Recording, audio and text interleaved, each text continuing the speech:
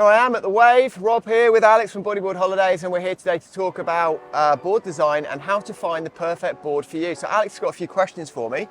So how do you find the perfect board for yourself? Well, it's just through trial and error, so trying as many different boards as you can, and that's not something that's really accessible to everybody. So I've been quite fortunate in that owning Bodyboard Holidays, we've held a number of different sort of coaching weekends and events where you can try different boards. So Science Bodyboard Coaching Weekend where you could try loads of different boards. We've got our Hub Bodyboard Weekend at the Wave coming up where Jeff Hubbard's bringing along a bunch of new board designs for us to try.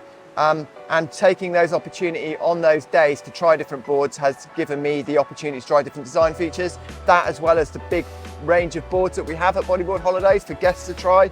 So when guests come, we urge them to try something different, because it wasn't until I tried a bat tail, reluctantly tried a bat tail, that I found what a game changer it was for me. I also have had crazy sort of changes in my understanding and beliefs when I've tried like smaller boards. So smaller boards in bigger waves I found super maneuverable and easier to do certain moves, particularly rolls and lip moves.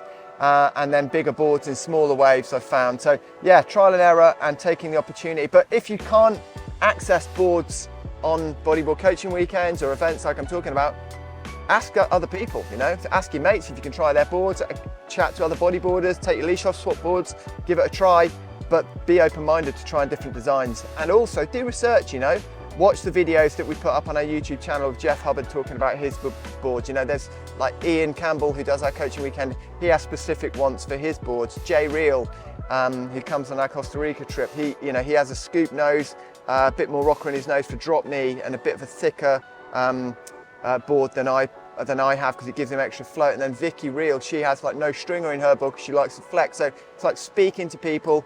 So good, the information age we're in. You can message people, can't you, on Instagram, even pro bodyboarders, ask them about design features. They're quite welcoming to come back to you, especially if they've got boards on the market that they want to promote. They'll be very, very, message Jeff, message Jay, message Vicky or Ian. I'm sure they'll come back to you and give you information, as will Bodyboard Holidays. So yeah, do your research. Tell us, what features has this new board got?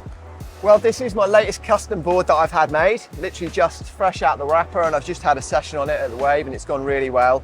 And the features on this is my board that I use in the UK. So it's for water temperature of about 8 degrees up to say probably about 20 degrees. And I find that this board needs to have the following features for me to kind of get on with it. The first thing is, I like to have contours on the deck, and I have these specific contours with the raised section where my elbows go, because I tend to get pretty hectic elbow creases, particularly on the left-hand side. I like to have nose bulbs to hold on, give me grip, 60-40 rails. I like to have a bat tail, so I've experimented with bat and crescent tails. I find that crescent tail is definitely better for drop knee, but I find the bat tail's better for prone. And using this board mainly in the UK, especially when I'm here mostly from the months of say April to October, that's usually when I'm in the UK before I start traveling, doing the Bodyboard Holiday winter trips, I find that the bat tail gives me that extra bulb at the back, which helps me ride through the flat sections. So it's got extra volume, gives me a bit of extra speed because I'm held up higher in the water. I like to have a Surlyn slick bottom, and I wouldn't consider HDPE, it's only Surlyn that I like. I like to have just a straightforward channel system. I don't have a quad concave on this board like I do on my boards that I use in tropical climates. I find that just channels is fine.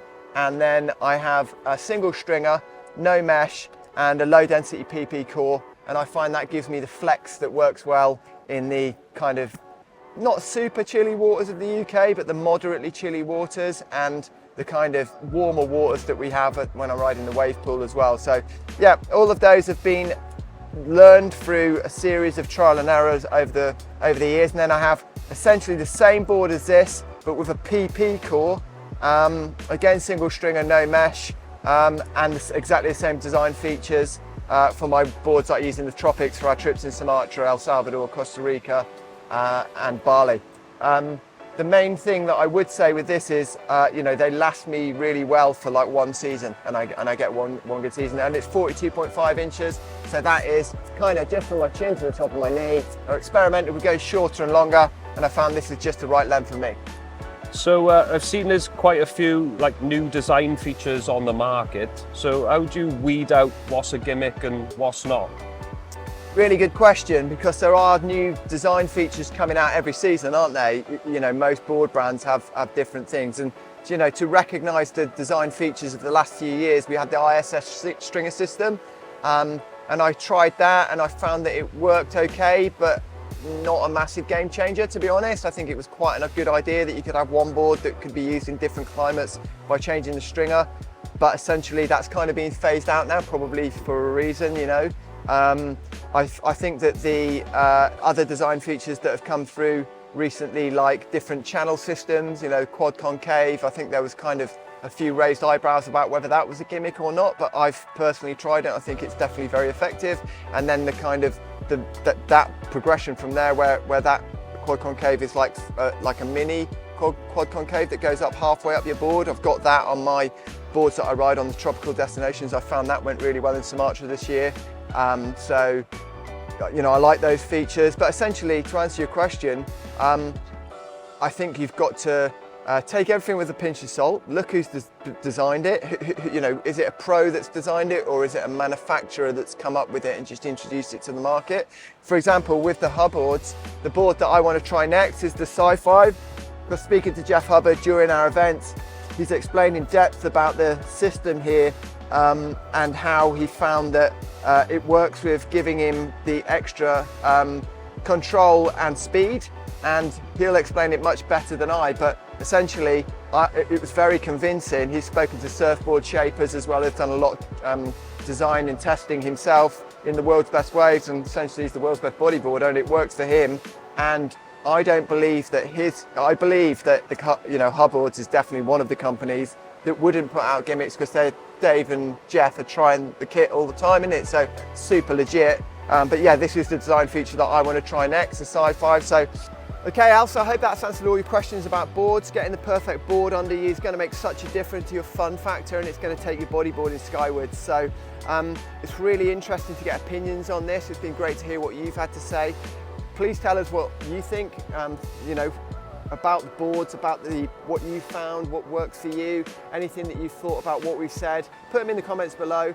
Let us know. Let's get this discussion red hot, because it's just going to help everybody get on the right kit and enjoy bodyboarding even more. Sweet. Cheers, buddy. Cheers, man.